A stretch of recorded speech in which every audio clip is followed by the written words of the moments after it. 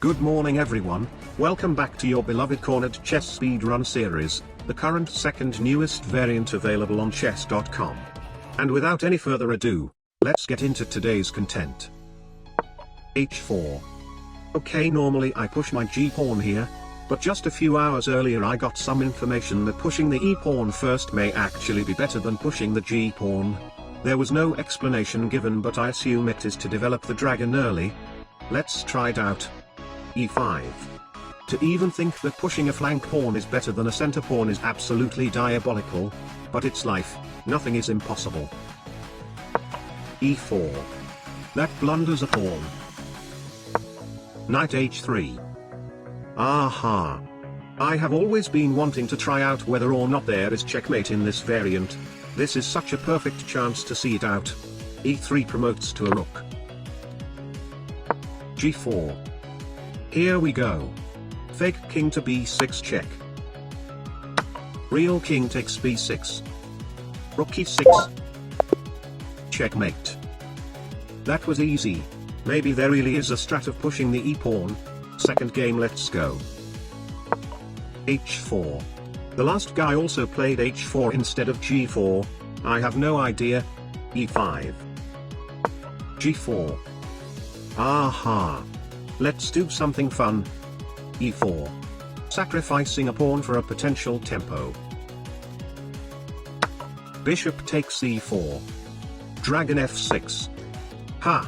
Developing a dragon with a tempo on both his bishop and his g-pawn. Bishop f3 is possible here, but then his bishop will be blocking both his f-pawn and his dragon.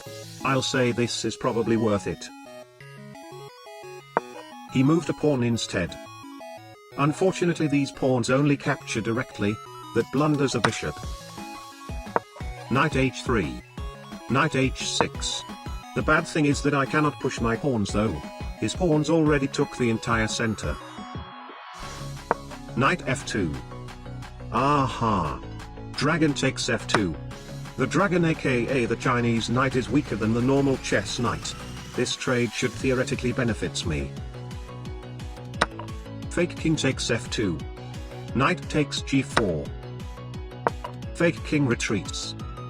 He doesn't have a g-pawn anymore. My g-pawn is now a passed pawn. g5. If you have a passed pawn, push it. e5. I'll move the knight out of the way. Pointy to i3. Knight takes c4. h5. Knight takes c3. f4. g4. f5. g3. And I'll promote to a rook. The new piece is only good at controlling the board and capturing pieces, and I mean, since he doesn't have that many pieces left, a rook can help me end this game more quickly. f6 promotes to a rook. f takes f6. h6 promotes to another rook. h takes h6. King f2. Rook g6. j4. King b6, king b6, pawn f5. Checkmate. 2 games done and the video is still relatively short. Third game, let's go. After a ton of games with the red pieces in a row, chess.com decided to give me a ton of games with the yellow pieces to counter the balance. e4. Aha! So for some reason this guy knows about the e-pawn beginning move. I am scared. e6. Dragon f3. Dragon f6. g3. Okay, I understand he wanted to prevent my dragon g4, but that blunders a pawn. Fake king d3. That blunders another pawn. Already his position is collapsing. There isn't a lot of room for a comeback in this variant. This is just going to be another easy win for me. Knight g2. That knight blocks my dragon from taking his bishop or his fake king. I'll push a pawn. Dragon g5. Fake king e7. f4. g6.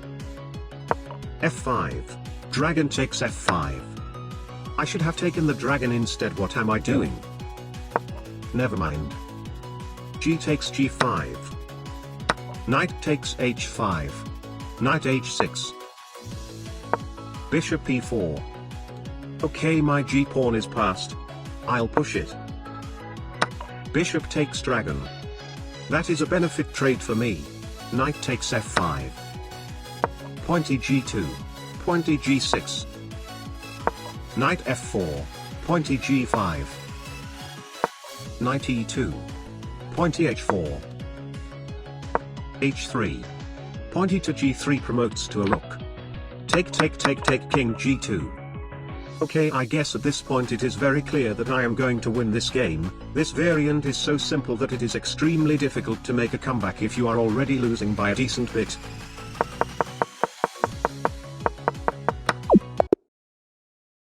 Corner chess speed run today. 300% win rate.